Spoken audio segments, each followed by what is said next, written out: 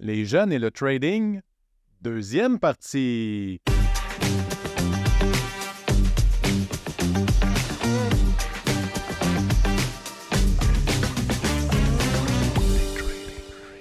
OK, salut tout le monde, on est de retour au deuxième épisode de cette saison-là. On passe l'introduction comme à l'habitude quand on fait un deuxième épisode et je me retrouve avec mes deux amis, toujours en forme les gars? Yes. Merveilleux. Donc, on part tout de suite. Là, ce qui m'intéresse, c'est savoir ta routine. À quoi ça ressemble ta journée? Quand est-ce que tu commences? À quelle heure tu te lèves? Fais-tu des push-ups? Vas-y, conte-nous tout. C'est assez simple. Je me lève, 7h30, je vais dans la douche 30 minutes, me lave, je sors, je m'habille, je check s'il y a des nouvelles. Après ça, je relaxe un peu dans mon lit, sur mon téléphone. Ainsi de suite, vers 9h, j'embarque dans le Discord avec mes amis, puis on regarde le marché. 9h30, on est là. Quand ça part, On est quand là, ça sonne. Quand ça part, ça part. OK. Là, j'entends. Ah, vas-y. Question. Est-ce que tu regardes le calendrier de nouvelles? Est-ce que tu le sais à chaque matin? Ouais, c'est 10 heures. Je check sur investing.com. OK. C'est chaque toutes les nouvelles.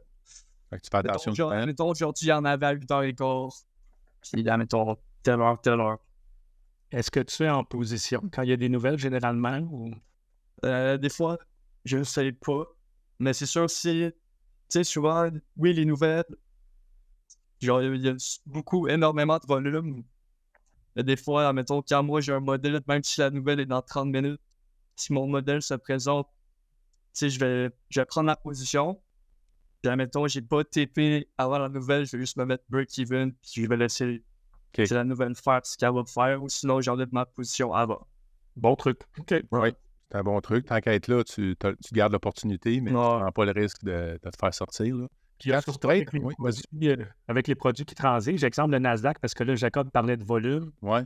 Le Nasdaq, les contrats à terme, c'est les produits qui ont le plus de liquidité. Puis quand il dit « je mets mon stop à break-even », c'est au même prix qu'il a acheté ou vendu. Ouais. Fait que souvent, ils sont sortis à leur prix. Là. Il n'y a pas trop de slippage. C'est ça. C'est ça la beauté de trader des produits qui ont beaucoup de volume, comme il explique. Mais souvent, les prop firms, qu'est-ce qu'ils font? C'est quand il y a une nouvelle, ils vont juste venir protéger ta position, fait qu'ils vont l'enlever. Mettons, t'es en profit, ils vont l'enlever au moment de la nouvelle, on va dire. Ils vont fermer ta position, carrément? Ils vont le faire automatiquement. OK. Parce qu'il y a des prop firms, admettons, qui ne te permettent pas de trade la nouvelle, fait qu'ils vont juste fermer la position au moment de la nouvelle. OK. Puis après, admettons, tu pourrais trade. OK. Puis si tu n'avais pas cette contrainte-là, toi, tu les traderais toutes, là? Je veux dire, tu ferais Ben, il y en a que je trade, des fois, tu sais, quand ça va dans... Admettons, dans le fond, ce qu'ils font, c'est... Si ça va pas dans ta faveur, ils vont la break-even. Si ça va dans ta faveur, ils vont la laisser run. Tu sais, des fois, oui, j'ai trade des nouvelles, puis ça allait dans ma faveur. Tu sais, j'ai fait des 20 à 1, tu sais, puis à cause d'une nouvelle, tu sais, souvent, c'est de la chance. Mais même à ça, je suis break-even, c'est pas que je m'en fous, mais je sais que c'est risk-free. Ouais, risk-free, donc très calme, la nouvelle se présente. Elle va faire ce qu'elle va faire. C'est ça. Puis là, j'ai entendu le mot chance. Effectivement, la vie a de la chance. Mais moi, ce que je pense, c'est que la chance, est-ce qu'on attend qu'elle vienne à nous ou on peut essayer de se mettre devant? Parce que ce que tu fais là, c'est se mettre devant la chance. C'est ça. Si tu sors de ta trade toi-même, il n'aura pas de profit. Là. C'est ça, exact. C'est ça. Tu sais, des fois, très intéressant. Tu peux, mettons, aller voir le calendrier, puis ça te dit, mettons, c'est le forecast, puis genre, que la news devrait sortir. Puis oui, encore une fois, si tu essaies de lire une nouvelle, c'est du gamble. Tu peux quand même... Tu sais, des nouvelles, ça se lit. Je l'ai déjà fait, puis j'ai déjà rentré en position 2 minutes avant une nouvelle. Tu sais, oui, ça a marché. Oui, c'est une trade risquée. Mais des fois, quand tu as les outils pour prendre le risque, c'est bon. C'est ça. C'est super. Tu sais, moi, parce que j'ai vu la semaine passée, je pense, François, tu avais posté un strangle ou un straddle, là, je me souviens plus, sur NVIDIA. Oui. Puis moi, j'ai fait cette semaine le QQQ sur le Jolt Report. Fait que j'ai fait le straddle. Fait que, tu sais, je tradais la nouvelle. C'est des options, mais j'étais super zen. Mais mon risque maximum, c'était 800 quelques piastres. Puis j'ai perdu 28 piastres. Mais j'ai géré ma trade. Je ne l'ai pas laissé aller. Puis, comme tu dis, c'est là que tu peux faire du 20R ou du 10R ou c'est là que le potentiel est colossal. Si les chiffres étaient vraiment encore pires que ça, les chiffres d'emploi, c'est pas super bon là, aux États-Unis. Fait que, mais à moins qu'ils soient réajustés, puis on sait plutôt si c'est des vrais chiffres ou pas des vrais chiffres. Mais je trouve ça intéressant, ton approche, parce que tu es en position vraiment avec le titre, là. Fait que je trouve ça, c'est un bon cue, là. Vous pourrez explorer ça, les gens, puis en passant, si vous apprenez des stratégies dans le podcast, là, Jacob, il va direct là, avec des comptes prop firm, mais suivez-les avec votre argent, s'il vous plaît, faites du compte démo un peu là, avant. Vous habituez, là. Pas juste rentrer là-dedans tout croche, là, parce que c'est votre capital. Des fois, ce qu'on appelle un fat finger, là, tu penses que tu risques 100$, mais tu risques 10 000, là, parce que tu n'as pas mis ta virgule, là.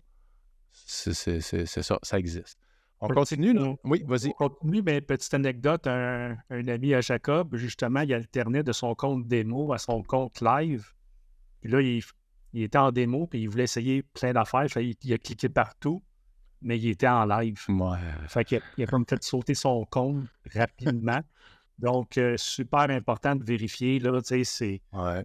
Dans quel compte vous êtes, si vous êtes avec des prop firms, parce que c'est ça. Tu peux être en mode simulation, en compte réel, puis il n'y a pas grande différence, je pense, où ça l'indique. Là. Ben, bref, vérifiez. Ouais. Et sinon, comme Patrick dit, là, Jacob, il va en live, là, mais allez-y en démo, ça ne coûte rien. TradingView, super facile. Puis le temps de se faire la main, tu sais, puis là, ce que tu as dit, ton ami, Jacob, ça serait quoi sa leçon, mettons, selon toi, là, Jacob, ton ami qui a fait ça? Qu'est-ce qu'il aurait pu faire pour éviter ça?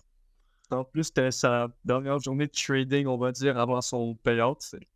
Il m'a appelé, puis il pleurait, là, il ne savait pas quoi faire, mais c'est sûr que c'est une erreur humaine. Oui. Moi aussi, je l'ai déjà fait, admettons, je vais pour entrer 5 micros, mais je rentre 5 Nasdaq, fait, c'est comme 100$ le point à la place de 10$ le point. C'est toutes des petites erreurs qu'il faut que tu fasses attention. C'est des erreurs grosses. Maintenant, il a appris, puis maintenant, il est banni des prop firms vu qu'il fait trop d'argent, en fait. Ah ouais, là, c'est un problème. Ouais. Je pense que ça lui a fait assez chier qu'il s'est dit... Mais ça, je vais terminer avec l'idée que j'ai en tête, puis après ça, on va en faire un petit peu de pouce ce que tu viens de dire. La leçon, ton ami, là, il s'est reprend même, mais qu'est-ce qu'il aurait pu faire pour éviter ça? Tout de suite demain. Qu'est-ce qu'il aurait pu faire, selon toi? Pas aller en démo puis faire n'importe quoi. Okay. Tu pratiques pour te pratiquer. C'est ça. Moi, ce que j'ai en tête, là, je vais te le dire, c'est double check. Ouais, juste avant de cliquer. Double check. Les fois que j'ai fait des erreurs, je n'avais pas fait un double check. Puis des fois, je fais un double check. Il n'y a pas de presse à prendre une trade, là. Tu sais, je veux dire, t'es sûr, tu veux vendre ça, c'est-tu vraiment 5 ou 50? C'est-tu un micro ou c'est un contrat normal? C'est ça. Ça prend 2 secondes, ça. C'est ça. Puis moi, je fais pas du scalping à seconde, là, mais moi, j'ai gardé ouvert la demande de confirmation dans mes plateformes pour ça. Je vais juste faire double check, puis là, je suis obligé juste de regarder de mes yeux et de confirmer. Mettons, OK, j'ai combien, c'est quoi ma position? C'est-tu le bon chiffre? Mettons, tu as calculé un nombre d'actions, puis je sais pas, moi, c'était 122 actions, mais que tu as tapé 1200, ça marche pas. Fait que juste ça, puis ça prend une seconde, cloup, puis ça évite. Ça fait en sorte on élimine cette possibilité-là de l'erreur humaine. Puis, bon, fait que, tu sais, gestion du risque, tu l'as déjà répondu. J'avais ça comme question, mais tu sais, ce que tu fais, c'est que tu répartis ton risque dans 10 comptes. Fait que ça, je trouve ça très intelligent. Là, je vais aller pression psychologique. Est-ce que ça te génère du stress? Est-ce que tu sens que tu es quelqu'un... Tu as l'air relax? Es-tu quelqu'un de stressé, angoissé? Comment tu te sens là-dedans? C'est sûr que quand j'ai des pertes, souvent c'est dur. Je ne veux pas dire j'en ai si peu, mais quand j'en ai, c'est que c'est vraiment des méchantes pertes qui me font reculer le couple de pas, qui me font penser encore à des erreurs que je faisais. Et maintenant, je pense que je l'ai assez fait, le revenge trading, overtrading. Genre, ça m'a coûté cher de compte, mais je pense que maintenant, je suis capable de vraiment bien respecter mon plan. C'est sûr que j'en apprends encore comme tout le monde. C'est vraiment dans la tête encore. Oui, puis tu vas en faire d'autres, des erreurs. Il va se présenter des situations que tu n'as jamais vécues. Tu sais, le marché, comment il comment il agit. Tu sais, là, tu as vécu des choses, mais à un moment donné, il va arriver des situations. En soi, il y en a une couple, même tu sais, de vivre des crises économiques. Tu sais. Ça va être une autre dynamique. Tu vas avoir à apprendre là-dedans. Là. Tu sais, fait que je trouve ça intéressant. Mais chaque erreur est précieuse. Chaque erreur, c'est une leçon. Fait que c'est l'école de la vie. Là, ce que j'aimerais, c'est que tu nous partages quelque chose qui t'a donné confiance en toi, un succès que tu as eu, une trade, une nouvelle, quelque chose qui fait que tu dis, OK, là, j'étais à la bonne place. Tu sais, c'est ça. C'est sûr que c'est une des trades que j'avais faites. Dans ma première... une de mes plus grosses trades que j'ai faites, c'était après... Il y a pas parti comme de la misère avec les challenges. Tu sais, j'étais sur le bord de lâcher ça, on va dire. Et j'ai pas lâché. Dans une soirée, j'ai fait une trade, puis j'ai fait le salaire de quelqu'un annuel en 15 minutes, on va dire. OK. Fait que c'est ça qui m'a fait décliquer. Genre, tout est possible, la passion se paye. Genre, la bonne stratégie, le point d'entrée, le stop loss, le take profit.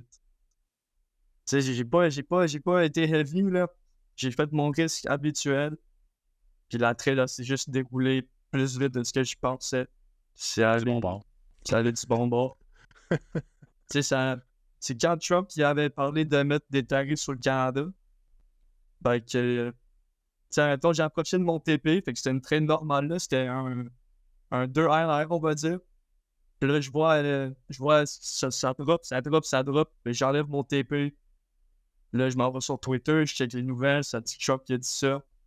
Puis là, je vois un salaire devant mes yeux. Fait que je ferme tout ça, puis je suis comme... C'est une chance que j'ai pas lâché, une chance que j'ai pas abandonné. C'est pas à cause que tu perds de l'argent que tu vas toujours en perdre. Ouais. C'est vraiment... Il y en a qui disent que c'est de la chance, mais c'est pas de la chance, c'est vraiment... Ouais, à ce moment-là, tu étais assis devant la chance. Tu t'es positionné au bon endroit. J'ai pris le risque. Tu as pris de risques, effectivement. Tu l'as-tu parlé quand tu as l'impression que tu... Ah, non, mais écoute, oui, il y a beaucoup de monde qui disent la chance, mais à un moment donné, tu sais, exemple, pour ceux qui font des pop-furs, quand ils font plusieurs payouts, à un moment donné, c'est plus de la chance, là. Oui, il y a un côté chance dans le trading. Tu sais, oui, exemple, Trump qui parle, oui, c'est juste que la trade était là pareil, puis c'est juste qu'elle se passe plus vite, là. Tu sais, quand l'analyse est là, le risque suivra, là. Oui, il y a tout le temps l'aspect chance, mais c'est ça, je me répète, là, mais pour les jeunes qui font plusieurs payouts, un moment donné, c'est comme mon autre fils, là, Émile aussi, tu sais, puis j'ai dit, tu sais, lui, il est plus présentement comme... ça va bien, lui aussi. Mais là, tu sais, il se remet en considération. Puis j'ai dit, voyons, Émile, tu as fait 2-3 payouts à date. Tu as une bonne technique, là. Revenir à la base. Oui, des fois, les jeunes, ils veulent punter puis mettre au bord de la clôture.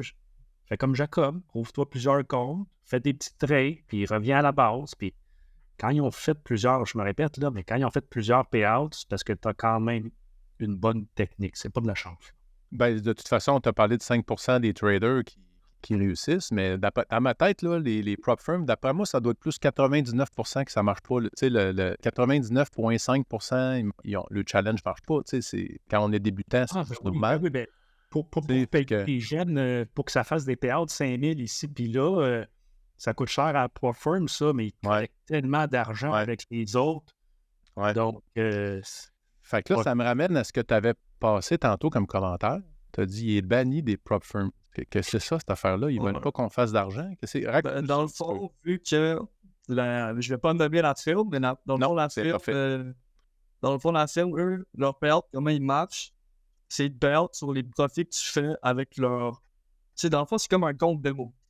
Fait qu'ils te donnent un compte démo, puis ils te payout sur les profits que tu fais après avoir buildé le buffer demandé. Puis, mettons, tu passes le account d'équipe, tu as un account à 25 000, tu dois faire genre, faut que tu te rendes à 26 500 avant de payout. Mais pour faire le 1500, dans le fond, genre, le 1500, c'est un buffer, puis c'est un buffer qui suit Fait que sur le moment que tu es, on va dire 500$, si tu as trade à retrace puis à break-even, ben c'est comme si tu perdais 500$. 500$, ouais. Fait que eux, c'est le même qui font l'argent de cette prop firm-là parce que, mettons que tu es up 1000$, ça break-even, ça ferme le compte parce que leur max drawdown, c'est 1500$. Fait que c'est ça, genre pour eux. Tu sais, il y a peu de monde qui réussissent à faire ça. Mais vu que nous, on risque énormément, tu sais, la trade a pu monter 30 points, puis le buffer va déjà avoir été fait sans aucun retracement. Fait qu'on va juste fermer la position. Puis après ça, on va trouver un autre point d'entrée où il va y avoir peu de drawdown. On va genre râler de vie dans la trade. Puis au moment que tu as ton buffer, il n'y a plus de trading buffer. Fait que tous les profits générés sur la trade, tu pourrais le payout la journée même. Fait que dans le fond, ce que moi et mon ami on faisait, si on faisait ça, on faisait le buffer, mettons, c'était 30 micros le maximum. Tu faisais 30 micros, tu faisais 1500, on va dire, en 25 points. Tu sais, 25 points, le Nasdaq est capable de bouger 25 points sans aucun retracement vers le bas. Fait que boum, tu fais 1500, t'arrives au open, tu y vas, un autre drawdown, tu sais, tu fais 10 000$, tu fais 10 000$. Tu sais, genre, je veux pas parler de chiffres, mais vu que lui, il l'a trop fait, ce 10 000$-là, puis une fois que tu fais 10 000$, il te met en live. Mais vu que tu peux pas être en live avec cette firme-là au Canada, ils refusent, admettons. Fait que là, dans le fond, ce qu'ils font, ils font juste te payer sur... Ils te payent sur de leur propre poche, on va dire. Ouais. Fait que là, vu que lui, il a fait, on va dire, pour 70 000 en 2 mois, ben on me dit, Gav, tu peux pas aller en live, ben tu nous voles trop d'argent, on va te bannir. C'est le même. C'est fait de bannir. C'est quand même intéressant, puis en même temps, c'est offusquant parce que tu dis ça, c'est pas dit quand t'adhères, puis tu payes le challenge, parce que dans le fond, le marketing de ça, c'est le rêve, là. Trader notre argent, notre capital, vous pouvez gagner votre vie rapidement, puis là, au moment où le gars il est rendu, il peut en profiter, il se fait kicker out, tu sais. Fait que tu dis, c'est drôle de pratique d'affaires, mais ça veut dire, tu sais, est-ce que, parce qu'on ne peut pas nommer, effectivement, c'est une bonne idée, là, on ne veut pas nommer quoi, mais est-ce qu'on doit éviter ça? Parce que là, lui, il est banni. Non, mais la firme est bonne, mais c'est vraiment leur buffer que tu dois faire, le 1500 qui est dur parce que, tu sais, souvent, une trade, tu vas aller, tu anticipes que la trade, des fois, elle retrace. Parce que, tu sais, si t'es pas le seul buy ou le seul seller, fait que c'est sûr que le prix, des fois, va remonter ou va redescendre pour avoir des points d'entrée pour d'autres personnes. Mais avec cette ferme-là, tu le souhaites pas parce que si tu pognes ta trade et t'es up 600$, puis là, ça redescend à break-even, ben c'est comme si tu perdais 600$. Fait qu'après ça, t'es comme, tu sais, calvaire, ça te fait chier. Fait que tu repognes un autre trade, on va dire, fait que tu remontes à 600$, tu retombes break-even, tu perds le compte. Fait que c'est pour ça. Puis admettons que tu blows le compte, tu peux payer 500$ pour skipper toute l'évaluation. Fait que comme ça, eux, ils se font énormément d'argent sur ça. Ouais. Sur l'échec. Quand ça marche pas. Mais là, je vais faire une parenthèse. Là, peu importe si ce soit cette firme-là ou les autres firmes, même s'ils n'acceptent pas les Canadiens d'aller en live, ils acceptent ton argent pour faire des pop firms. Ben oui, c'est ça. Mais dans un sens, c'est pas correct. Mais c'est correct pareil parce que ces firmes-là, encore là, faites vos devoirs. Là, il y en a quelques-unes qui sont quand même très bonnes, malgré qu'ils ne peuvent pas avoir de Canadiens qui vont en live. Ils vous payent pareil quand ils font un payout. Là. Mais ils vous payent. Ultimement, par exemple, il peut arriver comme l'ami Jacob, c'est juste qu'à un moment donné, ils vont dire, ben là, on t'a comme trop payé, fait que là, tu n'as plus le droit de trader avec nous. Ouais. Sauf que, tu sais, comme plan de carrière, si tu réussis, tu te fais kicker out, tu sais, c'est comme, OK. C'est ça. C'est bon pour débuter, les firms, mais éventuellement, un peu comme l'ami de Jacob a fait, là, il a mis son propre argent, il est dans une vraie firme, un peu comme nous autres, puis là, il transige, mais là, il va plus prudemment, mais c'est pas vrai que les prop firms, mais ça a une certaine limite. J'ai fait la même chose, Jacob. Moi aussi, tu sais, j'avais ma prop firm, tu sais, puis là, à un moment donné, je me suis rendu compte, là, leurs critères, eux, que je sois 3 mois consécutifs, profitables. Tu sais, les probabilités, là, hey, tu sais, je veux dire, tu peux regarder le trimestre, puis ça va être super profitable, mais il y a un mois, je suis arrivé dans le rouge de 2$, puis je suis disqualifié. J'ai fait. Leurs règles, c'est plus ça. Leurs règles sont plus compliquées, mais tu sais, il y a pas une règle de temps, il y a de la... Ouais. C'est après 5 jours dans le vert, tu peux avoir un bel offre. C'est ça. Les mots ont beaucoup changé par rapport à notre première série de podcasts aux deuxième saison. On parlait des prop firms, puis il y avait beaucoup de contraintes là, de justement pour se faire 10% par mois. Il y avait une grosse contrainte de temps, mais maintenant, ils ont tout en fait. C'est ça. Mais tu sais, comme la conclusion, c'est super. On fait nos dents, on fait nos armes, on va dire. Puis après ça, ben, tu bâtis ton capital, puis un coup que tu le tiens, ben là, tu fais comme tu veux. Tu sais, ça devient toi, tes règles. Moi, ce que j'aime beaucoup de ça, les prop firms, c'est que ça devient ton risk manager, là, ton gestionnaire de risque personnalisé parce qu'ils vont te l'imposer. Fait que moi, c'est une des choses qui m'est restée après ça, c'est que le risque, je le gère ça à la coche. Tu sais. C'est très rare, je me mets en péril. Donc, je trouve que c'est une bonne chose tu sais, de passer par là, mais pour les auditeurs, ben, gardez en tête, tu sais, c'est peut-être une période de vie. Puis si vous avez du succès, ben, vous allez vous être prouvé que vous êtes capable aussi, sans utiliser votre argent. Tu sais, c'est intéressant aussi. Donc, oui, c'est une belle avenue. Tu te projettes dans 10 ans, 29 ans, qu'est-ce que ça ressemble ton avenir comme trader, comme investisseur, comme journée? C'est quoi ta vision de ça? J'aimerais ça sortir du pays puis être capable de voyager. OK. C'est ça mon premier but. Sinon, pas mal vivre en temps plein avec le trading. C'est un très vraiment très faisable. En étant profitable, c'est tellement faisable. Là. Tu vas pouvoir vivre de n'importe où. Puis en plus, l'Internet, l'Internet qui avance va être toujours de plus en plus accessible de n'importe où. Tu sais, c'est quand même impressionnant. Fait que toi, dans le fond, perma-vacancier, c'est comme ça qu'on a tu peux trader un peu partout dans le monde. Comme Guy de la Liberté, à un moment donné, il avait dit une citation, il se considérait un citoyen du monde. Maintenant, avec l'Internet, avec la liberté, puis le travail qu'on a la chance d'avoir, on peut devenir des citoyens du monde. Exact. Les barrières, les frontières se tombent, puis on peut être de n'importe où. Écoute, je trouve ça super inspirant. Je t'émue. Ton père encore plus. Fait que je veux te dire merci d'avoir accepté. Je sais pas si tu sortais de ta zone de confort. Est-ce que, avant ma conclusion, est-ce que tu avais un petit mot de la fin que tu aurais envie de partager avec les auditeurs, si le cœur t'en dit, là? C'est peut-être les prop firms. OK. Peut-être des prop firms. Puis là, ce que j'ai envie de te demander, c'est à ton père, s'il y a un petit mot de la fin à dire à son fils. Ben, à mon fils et à tous à ton fils. Qui ressemblent, qui veulent se lancer. Non, je sais pas. Comme Jacob, là, ça faisait plusieurs années qu'il était là-dessus. Puis à un moment donné, il a voulu lâcher. Puis ça a pris seulement une trade pour se mettre en confiance. Peu importe le chiffre, c'est juste de faire une bonne trade gagnante, puis un premier payout. Puis découragez-vous pas. Les prop firms, on n'avait pas dans notre temps. Ça coûte, je veux dire, entre guillemets, relativement pas cher pour apprendre, pour pouvoir se construire un capital. Donc, faites-vous confiance, entourez-vous des bonnes personnes, lisez des livres, regardez des vidéos YouTube, un peu comme Jacob. Là. Jacob, c'est pas du copier-coller sur moi, il a développé sa propre stratégie. Donc, développez vos propres stratégies, puis faites-vous confiance. Ça va être ça, faites-vous confiance. Faites-vous confiance, quelle belle phrase. Moi, ce que je retiens aujourd'hui, pour Jacob, à travers le trading, puis moi aussi, pour tout le monde, en fait, tu construis plus qu'un portefeuille ou de l'abondance. Tu construis une expérience, une discipline, autodiscipline, encore plus important. Puis c'est une vision qui va te servir toute ta vie. Puis là, tu as ton rêve aussi de dire « je veux voyager de par le monde ». Puis tu sais, c'est tout à ton honneur. Tu sais, je peux juste t'encourager à continuer. Tu es inspirant, tu contribues à ma motivation aujourd'hui, sans t'en rendre compte. Puis ce que je trouve magnifique, c'est que ton parcours, il nous rappelle aux vieux comme nous autres là, que des fondements qu'on doit garder en tête. On est revenu à la base avec toi. Mais tu sais, ça prend de l'ambition. Le fait que tu es allé chercher 10 comptes de prop firm, c'est l'ambition qui fait ça. Tu aurais pu t'en maintenir à un.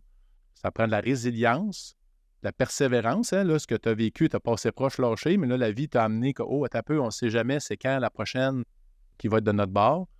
Tu sembles être quelqu'un de déterminé, passionné. Donc, tu sais, ça va transformer ton rêve en réalité. Puis en plus, tu as tout le temps. Tu as même le droit de te tromper plein de fois, puis tu vas trouver ton chemin, tu sais. On garde en tête, le temps, c'est le meilleur allié de l'investisseur. Donc, quand on commence tôt, chaque erreur devient une leçon, puis on se rapproche du succès. Donc, en résumé, l'avenir t'appartient et l'avenir appartient à ceux qui osent tôt. Ça, j'aime beaucoup ça, cette phrase-là. Puis tu nous le démontres aujourd'hui. Fait que merci beaucoup d'avoir partagé ton parcours. Puis je t'ai préparé une petite maxime juste pour toi. Je ne sais pas si tu as tendance à te rendre au bout des podcasts, mais je fais une petite maxime. Donc, les maximes vont continuer et ça va comme suit. Le temps est aux jeunes traders ce que l'acier est aux forgerons, c'est-à-dire son plus important actif. Il n'en tient qu'à lui d'en profiter intelligemment. Alors sur ce, bon trading à tous.